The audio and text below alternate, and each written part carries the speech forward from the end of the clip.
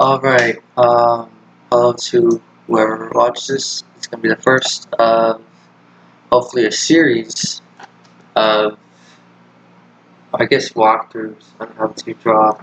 Well, not how to draw, but drawing walkthroughs so that you can hopefully see the processes, maybe learn something, hopefully learn, say, about drawing. So, today we're going to draw something I'm not sure it's going to work out. While I'm going through the drawing process, I'll actually walk through like how to draw heads, hands, or not hands today, hopefully not hands, but just the general process of drawing, how to go about it. Alright, so I think the first thing first, just the setup right here. Currently my setup is using the program called Studio Paint. Along with a Human Pro. It's an older model. It's like one of those. Yeah, I don't have the most professional setup for this, but it gets the job done.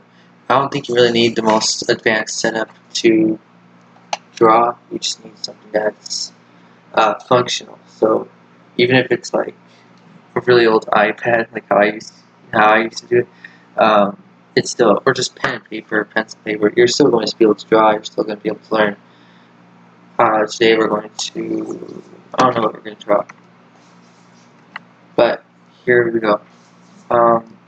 So usually what you should want to do when you're going to draw like a bigger piece is kind of thumbnail the thing. I mean, I'm going to give an example thumbnail. I already kind of know what I want to draw right now, but for the, I'm just doing these as an example. So, so you're going to want to get your character in a pose, or like kind of way the layout's going to be. So for example, you want to draw a city skyline, you're going to want to like keep in mind stuff like the rule of thirds. You're going to want to kind of see where you want your height to focus. So let's say I want to focus right here. Sky image is going to go like that, but the contrast right around here is going to get crazy. So then you'll see a lot of, just general stuff. So immediately on this, simple thumbnail, people's eyes are already drawn to where I want them to be, which is this kind of contrasting shape right here. Contrast in general, either in shapes, shadows, colors, whatever, is immediately going to draw your eye. So let's say another thing with your characters over here. Let's say I want to draw it so that like I want you to just look at the character who's going to have a head right here, and it's sure their body's going to be over here. It's going to be pretty detailed, whatever, I assume. But you want your your audience like pay attention to that head. So what you're going to want to do is immediately going to kind of make them focus in on that. So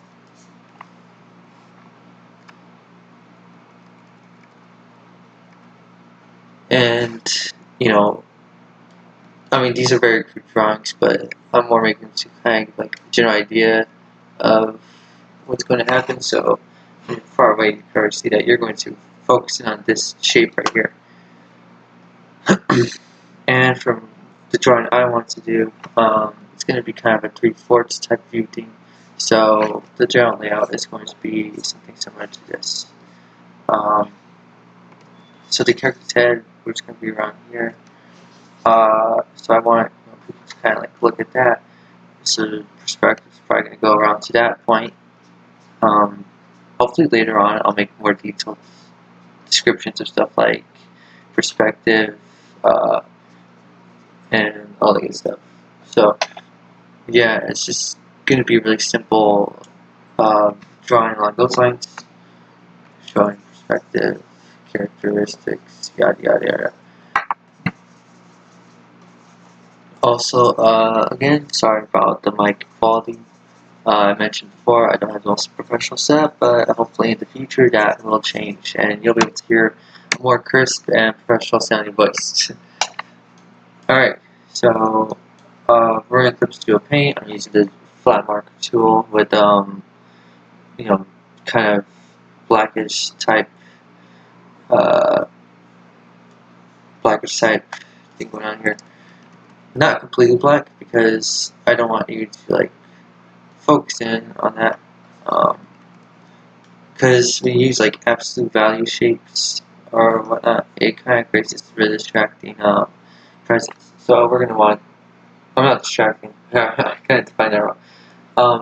I guess you could use absolute blacks, absolute whites, but if you're just practicing being to learn it, I advise against it, especially for backgrounds, because, for example, with this background, if I were to just put it like the black I have right now, it's still not going to mess with your eyes. But if I put absolute black, that's something that's I guess a little more ugly. So that same thing with absolute white, it kind of takes your attention away from it in a kind of negative way, and it also does not look appealing on that grand of scale. Another thing is, if you're going to be doing a large form painting, kind of like how we're going to be doing today, then you're also going to want to work your values from dark to light, because if you go from light to dark, it's going to not look too right, because you're going to you're going to be filling in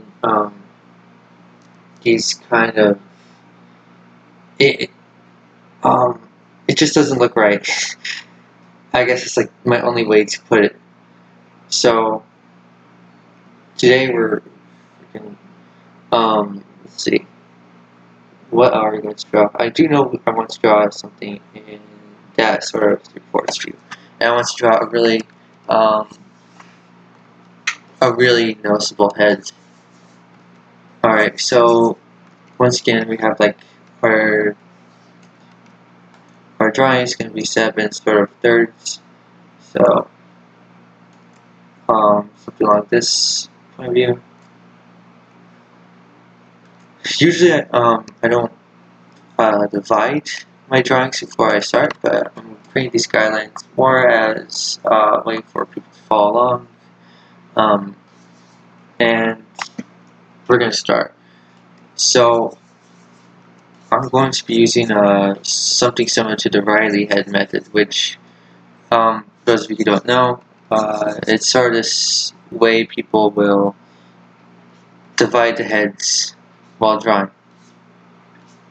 So you could, let's get these out of the way, actually, they're distracting me. So the way the Riley head method works is it kind of breaks down the skull into these sort of shapes. So I'm going to draw that over here to kind of give an example. It's going to be kind of the same perspective, but instead of drawing a head or facial features, I'm going to draw a more skull shape. So it's kind of the same thing going on here. We have a sphere that's been sort of cut right here. So if you're going to have to imagine in front of you, it's going to look kind of like it's had its edges sharpened off. So something along the lines of that. And has a line structure in the middle, and both vertically and horizontally. And this is really good if you're trying to do perspective. So here, let's move this over.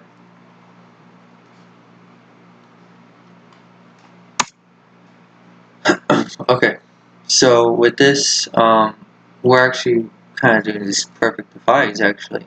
So the head is going to split into perfect thirds. So if we kind of give like a rough estimate measurement, the brows are going to go here, the nose is going to go here, and the chin is going to go here. So for a more skull-shaped type deal going on, let's cut this in half too. So for your average head, the ear is going to be going right here in this section of the divided skull. But skull, it's not going to have an ear. And so we're going to put this sort of hole that goes into the skull. The brows come about here. And you got your eye sockets, which are going to be like that. Those are also leaning into the skull. Then we have the cheekbones, which go in. This is going to be a very crude skull, just to give a general idea. But you can kind of see how the shapes fill out. And then you also have to imagine that muscles on top of that. These are where their teeth are going to go. And there we have it, a kind of skullish type shape to go along with that. And the same applies for the front view. It's maybe a little more complex in front view, but it sort of follows the same rules. And oh, yeah, I kind of did that wrong. Sorry. Yeah, so your head would be kind of this shape. And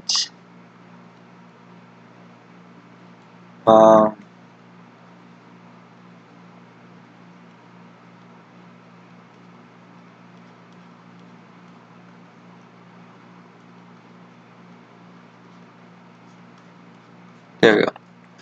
Now, you kind of get the idea of how a skull's going to look. Again, it looks different in its own side view.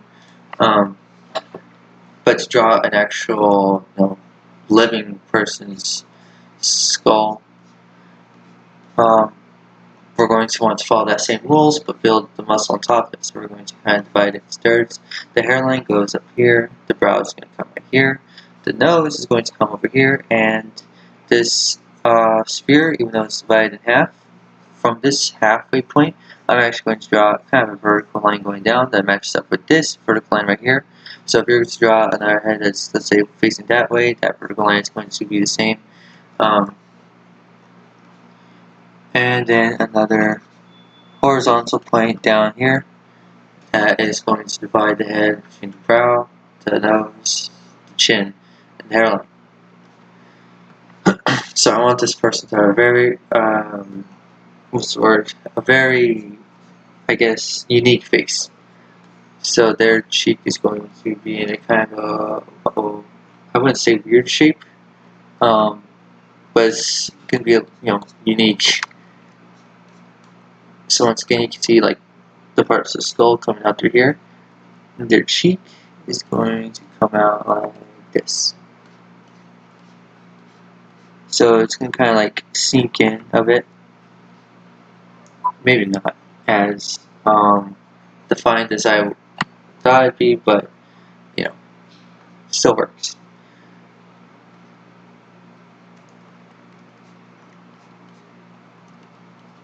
And with the flat mark tool, I'm able to kind of like create these more unique shapes too.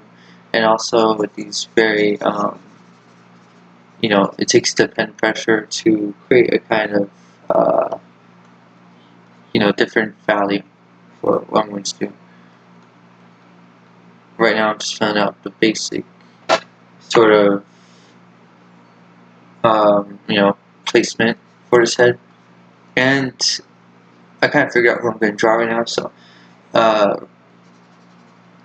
since I figured out, I know I'm going to be drawing two versions, so I'll go more into detail about that when we get there. But for now, just kind of create that more defined looking face. Usually, I would recommend actually drawing the body before the head, because that creates a much more free dynamic setting. In fact, I'm kind of compelled to erase all this and start over, but for the sake of tutorial purposes, we won't do that. So he's going to have a more defined, it's going to be a he, and he's going to have a very defined body. Being kind of like bodybuilders or athletes, or actually maybe not. How about we do it more, more slim, more, like athletic and fit, but not to the point of being, Arnold Schwarzenegger or anything. And the clothes he's going to wear are not going to be that covering. Another thing I'd recommend doing is sort of flipping your canvas horizontally if you get a chance to. to kind of train yourself, because you get kind of in this train of thought that, you know, what you're drawing looks good, and when you see it from another perspective and you see all the flaws in it, like, oh man, did I really let that get away or slip out for so long?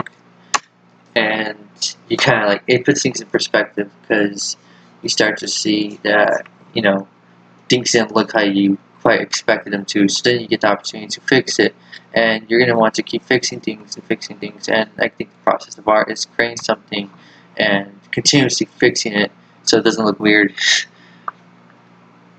This might look actually kind of weird, but, you know, we'll fix it. So, it's not the most unique type look that's going on. How does that relate to the thirds? Oh, actually kind of perfectly. His torso kind of fits into these two right here.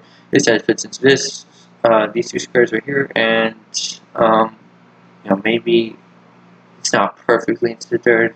I want people to kind of like look over here, and we'll figure out how to do that. But for this third right here,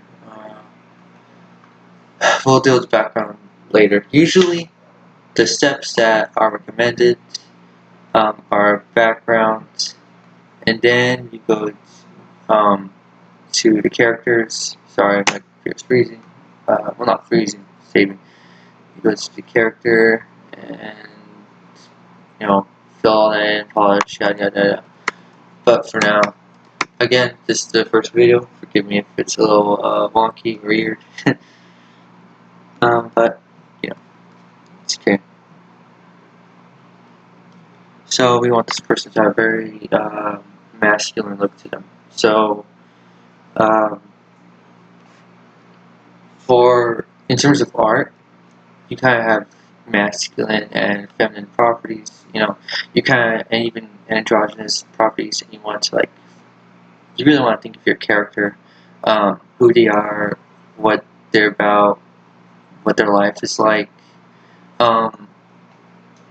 Because, like, let's say, for example, I'm drawing, like, Spider-Man versus Superman. Spider-Man, he's a more young figure. He's, even though he gets older, he gets wiser, he's not going to be a big, bulky dude like Superman is, who's literally invincible. So he would be, like, really squarish in design, versus Spider-Man, he'd want to be maybe more round or maybe more triangularish, so that he kind of reads off like that. And then you'd have, like, Mary Jane Watson, who's going to have an hourglass figure, be very seductive, or Black Cat, whatever. And it really comes to whichever character you're drawing. That's not to say, like, every character needs to fit in these, or even, like, maybe it might not even be, like, all that. Maybe not something you like, maybe not something that, like, your audience likes, but for what the character is themselves, or maybe what your target demographic is, you should make your character to kind of fit into your, well, not fit into, but, like, you should make a character with all these thoughts in mind, that, you know, this character is unique, they stand for their own thing. So then this guy, he's going to be he's leaning on the masculine side. He's a bit more old or mature, I would say.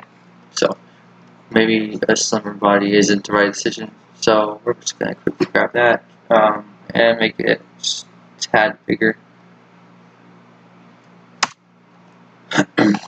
And yeah, it's probably better.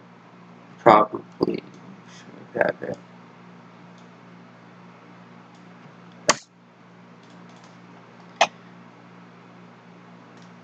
Maybe let's make his arm doing something more dynamic. Maybe, like, he has his arms folded or something. I don't know. But his face over here is going to have this kind of... So his nose is going to come down over here. So we're going to kind of, like, fill in that shape real quick. So his nose is going to be kind of more generic, you know, a Westerner type nose.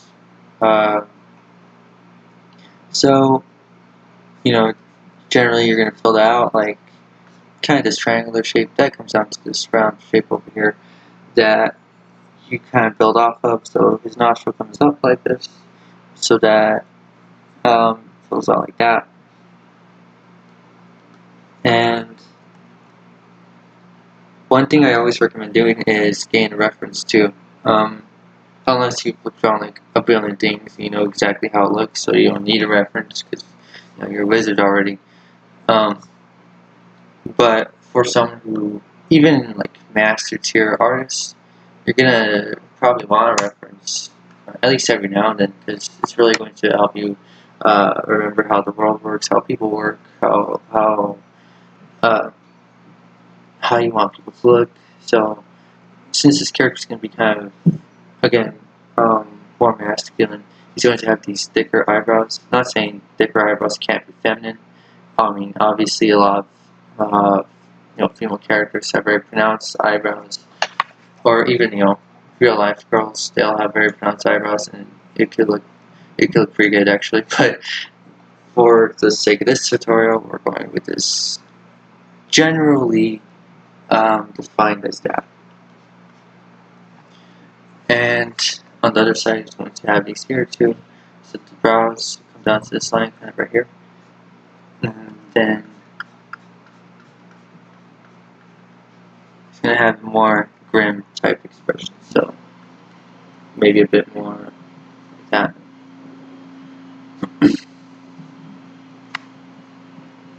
Which leads into this over here.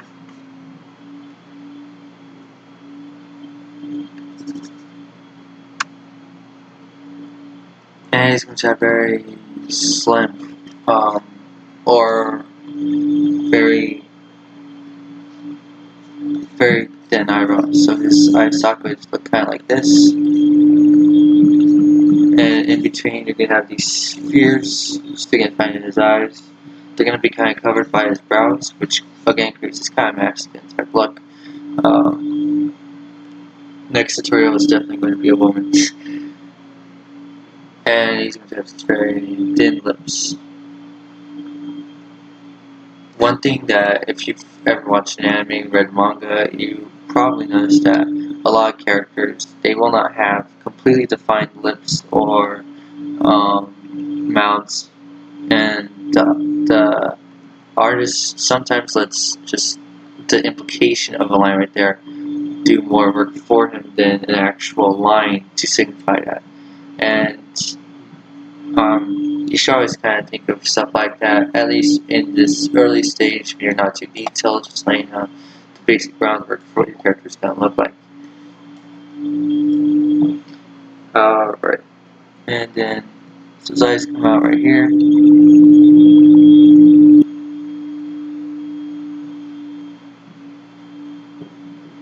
And for the eyes, they're actually going to be very, not that, round. Because again, he's a more mature character. So, for example, more young, innocent type characters can have these really, let's say we've got this eye over here, and their eye is going to like pop out. You're gonna have a really huge iris thing going on here. The eye is gonna light up kind of. It's gonna be like wow, and then yeah. Meanwhile, a more like, let's say, mature character, or maybe not even mature, cynical character, fast forward, their eye is going to kind of like sink in like that. Their pupils are going to be a lot smaller, or iris, and it's going to be like, oh yeah, it'd be. And we're going to kind of create that type of effect with this guy over here. It's not going to be very, he's not going to look all that happy, he's not going to look all that, he's not too cheery or talkative guy. Alright, we got kind of like this basic structure down, very superhero-esque face. Alright, can define kind of a cheekbone right there. And he's going to be looking at us. Or maybe not, I don't know. Yeah, let's have him looking at us. So, maybe not too much people. And there we go.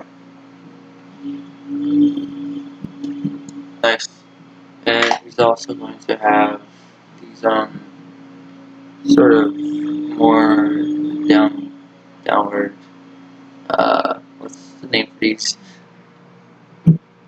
Yeah, these things.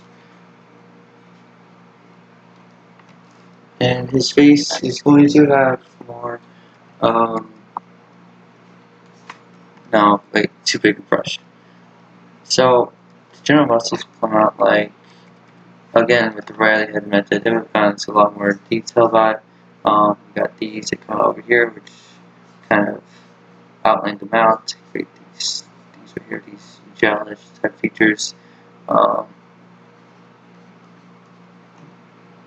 and which we've got this, so I kind of want to like signify this thing here. Creates this kind of like sunken in type look. Maybe more old or stressed out. And yeah, I'll probably erase some of this later as we go on. In fact, I'm erasing right now. But you know, then erasing these skylines and then flip the canvas so that we can kind of see what so that we're not stuck in this point of view. So we can constantly refresh the art so that we can see the flaws that pop out, what looks weird, what doesn't. And oh yeah, we should also probably add hair to this guy's. I don't imagine right now he's been through like the best of time, so it's probably gonna look, or maybe yeah, I don't know. It's not gonna look so refined, I guess is what I'm trying to say. So his hairline kind of comes down here. Again, with a lot of these characters, a lot of whatever you draw, you're going to have to think a lot about who the person is, and that really keeps your art from looking redundant or stale or same-faced. Because if you're constantly trying new people, new characters, or even the same ones but in different lights, then you're not going to become so, you know, what's the Barbie face syndrome, where you're constantly drawing the same person over and over and over, and then your art becomes boring and nobody likes it, you don't like it, you don't have passion for it anymore. We don't want that. We want your art to constantly be evolving, constantly be looking good, or at least as good as possible for you. At the moment, you're, in essence, art is like trying to improve, trying to get better, right? It's not something to just kind of like, oh yeah, I drew that. No, it's actually something like you should, you should, you should probably just want to like try to improve on it, try to get a better understanding of like yourself, what you like, what people like, what art you like, etc. Oh, I forgot to mention that the mouth will usually come around like the midway point of this. So some people will have, the midway point between the nose and the chin. So some people will have like very thin lips. Some people will have like very thick lips. Other people may have like something more, I guess, in between. So on. So we're not going to get into the biggest type of thing. Alright, and I'm going to use just the, let's see, I'm going to use like black a lot to kind of, not black, pure black, but like actual, I'm going to get this guy cape. I'm going to use just the general shape of black to fill out. I'll create our new layer, so in case I don't end up liking it, I can always go back and fix it. So if you didn't know by now, I'm drawing a superhero. I'm drawing Batman right now, and he's going to be without the cape and cowl. Maybe I'll draw a second version where he kind of has that going on, and then Batman. Yeah. Actually, it doesn't look that bad, but for now, it's going to be without that. So maybe I want it to be kind of a hood shape, but actually no, I'm going to make it so it's kind of going around his neck right here. And let's see, the bat symbol is going to be like this. It's going to be like those classical, like huge style ones.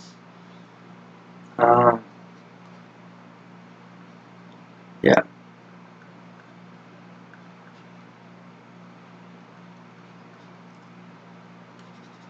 And since we're in the early stages, I don't think there's anything wrong with just filling it out like this.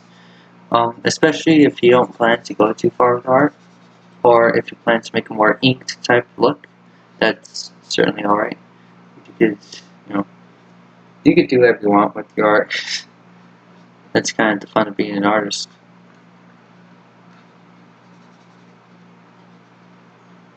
And there we go. So we got the bat symbol for Batman. And then the cape should, maybe come like that, or maybe come like that. I kind of like it coming like that, draping over him.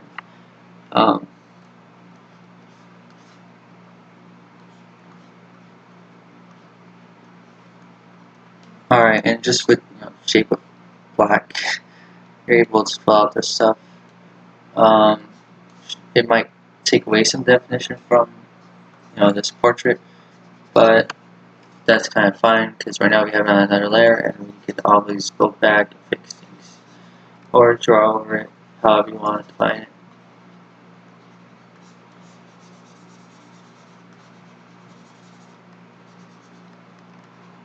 And maybe later I'll come back and draw a mask on him too. Maybe I'll create an alternate version.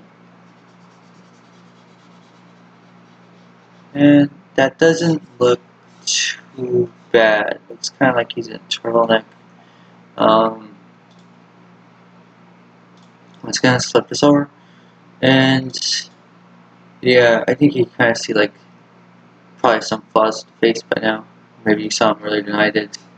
Another thing I'd recommend is constantly trying to get your art critiqued, so that way you're able to kind of grow, learn, just evolve. Sometimes people will see things you didn't, and it only makes your art better. And another new layer, let's give him a hairstyle. So this is Bruce Wayne. He's probably, scheming to catch some evil doers, whatever. So I don't imagine in his normal life he probably is, not normal life, but like when he's kind of living as Bruce Wayne, he probably has like a normal, more of, probably better kept hairstyle. But since he's right now just, probably just taking off the mask, whatever, I can't imagine it's like the most, most organized. So some of the hairs are going to just kind of fall over like this. Maybe he usually has a swept back, or our version. Let's just imagine our version of Bruce. He usually has like swept back, and he's like, "Oh yeah, I'm fancy man," and yeah. But now that he's fought, it's like falling over, and now he's like, "Oh," and it's middle parted. You should probably look a preference for how you want your hairstyle to look for your character. But for me personally, since this is a tutorial, I'm not going to spend too much time with the preference because that's not the point of this tutorial. I'm not sure what the point of this tutorial is, but it's probably just to create like the very first walkthrough so that we could improve on walkthroughs, so that we could improve on art, so that we can improve on life. Hopefully.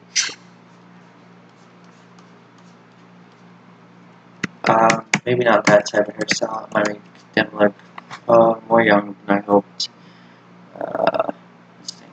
Maybe I should completely change this type of thing going on here. You probably shouldn't get too attached to art, especially at this early of a phase, because you could probably draw over it and create something that looks even better, something that looks cooler, whatever. And if you're attached to it, you're going to kind of not want to do that because you worked hard on that, and that you don't want to lose the thing you worked hard on, even though it might not look the best, it might not look as good as you hoped. So don't get too attached to your accomplishments, because by going over them, you might be able to accomplish something even better. And if you're not able to do that, then at least you're good to go over that non-accomplishment and create something even better than that.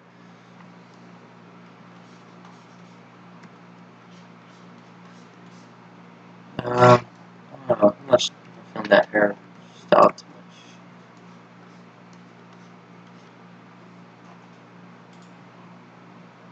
much. I guess that works. Sort of. Maybe the middle part will look better. But obviously this guy is stuff is like falling on. So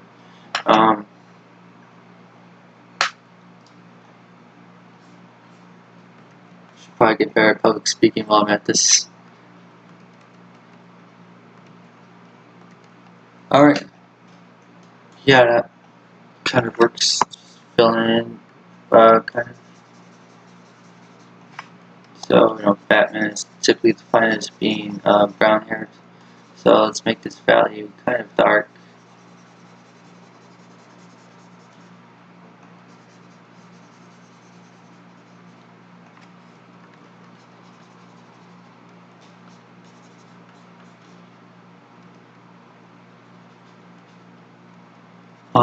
For my specific type of drawing style, usually I'll fill in, or at least as recent, I started filling in these sort of